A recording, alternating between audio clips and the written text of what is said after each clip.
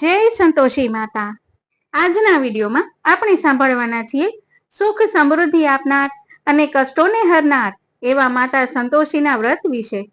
માતા સંતોષી એ પ્રથમ પૂજ્ય દેવ ભગવાન ગણેશના પુત્રી છે, જેઓ ભક્તોની તમામ મનોકામનાઓ પૂર્ણ કરે છે। ઓમ નમઃ શિવાય। હર હર મહાદેવ। ભક્તિ કથા ચેનલમાં આપ સૌનું સ્વાગત છે। ભગવાનના સુંદર ચિત્રો સહિત પવિત્ર કથાઓ સાંભળવા માટે જરૂર સબસ્ક્રાઇબ કરો ભક્તિ કથા ચેનલ। જો આપ આ ચેનલ ઉપર નવા હો તો ચેનલને સબસ્ક્રાઇબ કરવાનું ભૂલશો નહીં। આ વ્રત કોઈ પણ શુક્રવારથી શરૂ કરી શકાય છે અને 16 શુક્રવાર સુધી વ્રત કર્યા પછી તેનું ઉજવણું કરાય છે। વ્રતના દિવસે સવારે નિત્યક્રમથી પરવારીને પૂજા માટે સ્થાપન કરવામાં આવે છે। સ્થાપન માટેની જગ્યા પ્રથમ ચોખ્ખી કરવી। જો બને તો ઘરમાં જ્યાં મંદિર કે પૂજા સ્થાન આવેલું હોય તેની બાજુમાં બાજોટ કે પાટલા ઉપર સ્થાપન કરાય છે। બાજોટ ઉપર લાલ કપડું પાથરી તેના ઉપર સંતોષી માતાનો ફોટો સ્થાપિત કરવો। ત્યારબાદ એક કુંભમાં શુદ્ધ જળ ભરી તેની સ્થાપના કરવી। કુંભની ઉપર એક વાટકીમાં ગોળ અને ચણાની પ્રસાદી મૂકવી। માતાની સામે ઘીનો દીવો પ્રગટાવવો, ધૂપ અગરબત્તી કરવા, માતાનું કંકુ ચોખા ફૂલથી પૂજન કરવું। આટલી ક્રિયા સંપન્ન થયા પછી સંતોષી માતાની વ્રત કથા સાંભળવી। કથા સાંભળતી વખતે હાથમાં ગોળ ચણા રાખવા। કથા સાંભળતી વખતે મનમાં જય માતા સંતોષી એમ રટણ કરતું રહેવું। ત્યારબાદ સંતોષી માતાની આરતી કરવી। હાથમાં રહેલ પ્રસાદી ગાયને ખવડાવવી અથવા તુલસી ક્યારે મૂકવી। કળશ ઉપર રહેલી વાટકીમાંનો પ્રસાદ સૌને વહેંચવો, તેમજ કળશમાં રહેલું પાણી આખા ઘરમાં એનો છંટકાવ કરવો। વ્રતના શુક્રવારના દિવસે એક ટાણું કરવું, પરંતુ આખો દિવસ કોઈ પણ ખાટા પદાર્થો જેવા કે લીંબુ, આંબલી, છાશ, દહીં કે ખાટા ફળો ખાવામાં આવતા નથી। આ રીતે 16 શુક્રવારનું વ્રત કર્યા પછી તેનું ઉજવણું કરાય છે। ઉજવણા વખતે માતાની પૂજા, પ્રસાદ, આરતી વગેરે કરીને માતાને ભોગ ધરાય છે। તેમાં મોળી પૂરી, ખીર અને ચણાનું શાક અવશ્ય બનાવવું।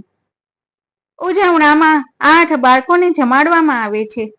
જો કુટુંબના બાળકો હોય તો તેને જમાડી શકાય છે અથવા અડોશ પડોશના બાળકોને જમાડવામાં આવે છે। જમાડ્યા પછી તેઓને યથાશક્તિ દાન ભેટ અપાય છે, પરંતુ તેમાં પણ ખાટા સ્વાદના ખાદ્ય પદાર્થો કે રોકડા રૂપિયા આપવાનું ટાળવામાં આવે છે। આ રીતે સંપૂર્ણ ભાવ, ભક્તિ અને સમર્પણથી સંતોષી માતાનું વ્રત કરવાથી કુંવારી કન્યાને મનગમતો પતિ મળે છે। પરદેશ કમાવા ગયેલા જીવનસાથી સુખરૂપ ઘરે પાછા ફરે છે। નિસંતાનના ઘરે પારણું બંધાય છે। આ રીતે વ્રત કરનાર દરેકની મનોકામના પૂરી થાય છે। તો હવે સાંભળીએ સર્વ કામનાઓ પૂર્ણ કરનાર માતા સંતોષીની વ્રત કથા। આ વિડીયો સાથે અંત સુધી જોડાયેલા રહો અને વિડીયોને લાઈક, સબસ્ક્રાઇબ અને શેર જરૂર કરજો। માતા સંતોષીની વ્રત કથા। એક નાનું ગામ, તેમાં એક ડોશી તેના 7 દીકરાઓ, વહુઓ અને તેમના બાળકો સાથે રહે। તેમાંના 6 દીકરાઓ કમાઉ હતા, આથી ડોશીને તે ઘણા વહાલા। જ્યારે 7મો સૌથી નાનો દીકરો હજી કાંઈ કમાતો નહીં એટલે થોડો અળખામણો હતો। આ ડોશી તેના 6 દીકરાઓને સારું સારું ખવડાવે, પીવડાવે અને આગ્રહ કરીને જમાડે। જ્યારે નાના દીકરાને તે બધા જમી લીધા પછી જે વધ્યું ઘટ્યું હોય તે ભેગું કરીને ખાવા આપે। નાના દીકરાની વહુ આ બધું જુએ, મનમાં બળ્યા કરે, પણ શું થાય? એ શું કરે? એક વખત છેવટે ન રહેવાતા તેણે તેના પતિને કહ્યું કે તમે તો સાવ ભોળા ભટ્ટ જેવા છો। પતિએ પૂછ્યું, કેમ એમ? વહુ બોલી, તમારા બા તમારા 6 ભાઈઓને સારી રીતે જમાડે છે અને તમને એ લોકોનું એઠું વધ્યું હોય એ આપે છે। પતિએ હશે કહીને વાત ટાળી દીધી। આમ કરતા દિવસો પસાર થવા લાગ્યા। ભાદરવો મહિનો શરૂ થયો અને ગણપતિ ચોથનો તહેવાર આવ્યો। આ દિવસે ઘરમાં ગણપતિ દાદાને ધરવા માટે ચૂરમાના લાડુ બનાવ્યા હતા। ડોશીએ તેના 6 દીકરાઓને જમવા બેસાડ્યા। નાનો દીકરો સંતાઈને આ બધું જોતો હતો. ડોશીમાં તો 6 દીકરાઓને આગ્રહ કરીને જમાડતા હતા. બધાએ જમી લીધું પછી બધાની થાળીમાં જે વધ્યું ઘટ્યું હતું તે એક થાળીમાં ભેગું કર્યું. લાડુના ટુકડાઓ ભેગા કરી એક લાડુ બનાવ્યો અને તેના નાના દીકરાને જમવા સાદ પાડ્યો કે બધાએ જમી લીધું છે અને તું ક્યાં ચાલ્યો ગયો હતો? લે, જમી લે. પોતાની સાથે થતા ભેદભાવને પોતાની સગી આંખે જોયા પછી નાના દીકરાની આંખો ભરાઈ આવી. તેનો કંઠ રૂંધાઈ ગયો. એ જરા ગળું ખંખેરીને બોલ્યો કે આજે તબિયત સારી નથી એટલે મારે જમવું નથી. માએ ફરીથી કીધું, દીકરા, જે ભાવે તે જમી લે. દીકરો કહે, ના બા, જમવું નથી. માં કહે, સારું બેટા, જેવી તારી મરજી. નાનો દીકરો તો તરત એની પત્ની પાસે ગયો ને કહેવા લાગ્યો, હું દૂર દૂર કમાવા માટે જાઉં છું, માટે મારા માટે ભાતું તૈયાર કરી દે. એની પત્નીએ ભાતું તૈયાર કરી આપ્યું. નાનો દીકરો તો ભાતું અને 2 જોડી કપડાં એક પોટલીમાં બાંધી જવા ઉપડ્યો. જતા જતા તેણે પોતાની છાણા થાપતી પત્નીને કહ્યું, લે, આ મારી વીટી, મારી એંધાણી તું સાચવીને રાખજે. તારી કોઈ એંધાણી હોય તો મને આપ. પત્ની કહે, મારી પાસે તો આપવા જેવું કંઈ નથી, પણ લો આ થાપો, એ જ મારું સંભારણું. ભગવાન તમને સાજા નરવા રાખે. આમ કહી પતિના બરડામાં અંગરખા ઉપર છાણવાળા હાથનો થાપો મારી દીધો. નાનો દીકરો તો પત્નીની વિદાય લઈને ચાલી નીકળ્યો. ચાલતા ચાલતા તે એક મોટા નગરમાં આવી પહોંચ્યો. અહીં તે એક મોટા વેપારીને ત્યાં વાણોતર તરીકે કામે રહ્યો. નાનો દીકરો વેપારમાં ખૂબ ધ્યાન આપતો, એથી શેઠને ખૂબ જ ફાયદો થવા લાગ્યો. શેઠે થોડાક જ સમયમાં નોકરીમાં બઢતી આપી અને પગારમાં પણ વધારો કર્યો. આમ ને આમ વખત વીતતા શેઠે તેની પ્રામાણિકતા અને મહેનત જોઈ પોતાનો ભાગીદાર બનાવી લીધો. આમ તેને વેપારમાં સારી કમાણી થવા લાગી. આ બાજુ નાની વહુને માથે તો દુઃખના ડુંગર ખડકાઈ ગયા. નાના દીકરાની ગેરહાજરીમાં ઘરનું બધું જ કામ નાની વહુ પાસે કરાવતા અને વધ્યું ઘટ્યું ખાવા આપતા. એક દિવસ નાની વહુ જંગલમાં લાકડા કાપવા ગઈ. રસ્તામાં તેણે જોયું કે ઘણી સ્ત્રીઓ કંઈક વ્રત કરતી હતી. આથી એ સ્ત્રીઓ પાસે ગઈ અને પૂછવા લાગી કે બહેનો, આ તમે કયું વ્રત કરો છો? એક સ્ત્રીએ જવાબ આપ્યો, બહેન, અમે તો સંતોષી માનું વ્રત કરીએ છીએ.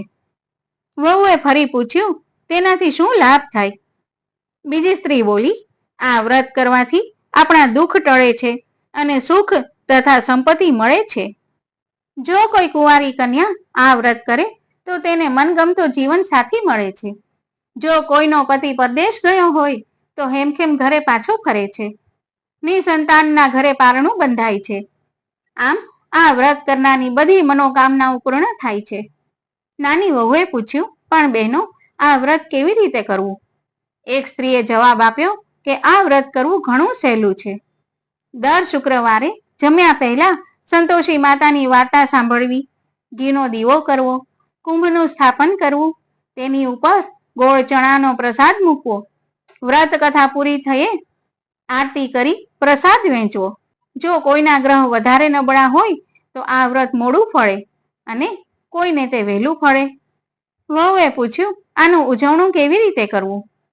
એમાંની બીજી એક સ્ત્રીએ કહ્યું કે શુક્રવાર પૂરા થાય એટલે ખાજા, વરા પ્રમાણે ખીર અને ચણાનું શાક બનાવવું, કુટુંબના કે અડોશ પડોશના 8 બાળકોને જમાડવા, પછી યથાશક્તિ દાન કરવું. આ રીતે વ્રતનું ઉજવણું કરવું. ભલે કહીને નાની વહુ તો ચાલી નીકળી. એ દિવસે શુક્રવાર હતો. તેણે ત્યારથી જ સંતોષી માના શુક્રવાર શરૂ કરી દીધા. આમ ને આમ 3 શુક્રવાર થયા કે નાના દીકરાએ મોકલેલ પૈસા તેને મળ્યા. તેની જેઠાણીઓ તેને ચીડવવા લાગી, પણ બિચારી નાની વહુ ભોળી હતી. તે માતાજીના મંદિરે જઈ માતાજીને કહેવા લાગી કે માતાજી, મારે પૈસાને શું કરવા છે? મારે તો મારા પતિનું મોઢું જોયે વર્ષો વીતી ગયા છે. માતાજીએ પ્રસન્ન થઈને આશીર્વાદ આપ્યા કે જા દીકરી, તારો પતિ સાજો નરવો ઘરે આવશે, તું ચિંતા કરીશ નહીં. માતાજીએ નાના દીકરાને સ્વપ્નમાં આવી આજ્ઞા કરી કે તારી પત્ની તને યાદ કરે છે, તને ઘરે ગયાને ઘણા વર્ષો થઈ ગયા, માટે હવે એકવાર ઘરે જઈ આવ. નાનો દીકરો માતાજીની આજ્ઞા માની બીજે જ દિવસે વેપાર ધંધો બંધ કરી અઢળક ધન સાથે લઈ પોતાના ઘરે આવ્યો. અહીં તેની પત્ની ઘણો જ ત્રાસ ભોગવી રહી હતી. રોજ લાકડા કાપીને જંગલમાંથી લાવે તો તેને જાડા લોટની ભાખરી મળતી. આજે એ ઘર તરફ આવતા રસ્તામાં સંતોષી માતાના મંદિરે થાક ખાવા બેઠી ત્યારે માતાજીએ કહ્યું, દીકરી, આજે તારો પતિ ઘરે આવ્યો છે, એટલે ઘરે જઈને મોટેથી બોલજે કે જંગલમાંથી લાકડા લાવી છું, જાડા લોટની ભાખરી ખાવા દ્યો, ફૂટેલા ડબલામાં પાણી પીવા દ્યો. નાની વહુએ ઘરે આવીને માતાજીએ કહ્યું એ પ્રમાણે કર્યું. એ જ વખતે તેનો પતિ આવીને હિંડોળા પાટે બેઠો હતો. તે સાંભળી ગયો અને બધું જ સમજી ગયો. ડોશીએ દીકરાના દેખતા વહુને ઘણા કાલાવાલા કરવા માંડ્યા, પણ હવે શું વળે? નાનો દીકરો ઘણું જ ધન કમાઈને લાવ્યો હતો, એટલે તેઓ સુખેથી રહેવા લાગ્યા. એક વખતની વાત છે, સંતોષી માતાને નાની વહુની પરીક્ષા કરવાનું મન થયું. એમણે મેલી ઘેલી ડોશીનો વેશ ધર્યો અને નાની વહુના ઘરે આવી. ડોશીનું આવું બિહામણું રૂપ જોઈને તેને ડાકણ માની બધી વહુઓ પોતપોતાના છોકરા લઈને ઘરમાં પેસી ગઈ. પણ નાની વહુ માતાજીને ઓળખી ગઈ. તેણે તો પોતાના દીકરાને મેલી ઘેલી ડોશીના ખોળામાં રમતો મૂકી દીધો. માતાજીએ એના દીકરાને ખૂબ રમાડ્યો અને ઘણા જ આશીર્વાદ આપી ત્યાંથી અંતર્ધાન થયા. ડોશીને પોતાની ભૂલ સમજાઈ. તેણે નાના દીકરા વહુની માફી માંગી અને બધા હળી મળીને સાથે રહેવા લાગ્યા. હે સંતોષી માં, જેવા તમે નાની વહુને ફળ્યા એવા આ વ્રત કરનાર, સાંભળનાર સૌને ફળજો. જય સંતોષી માતા.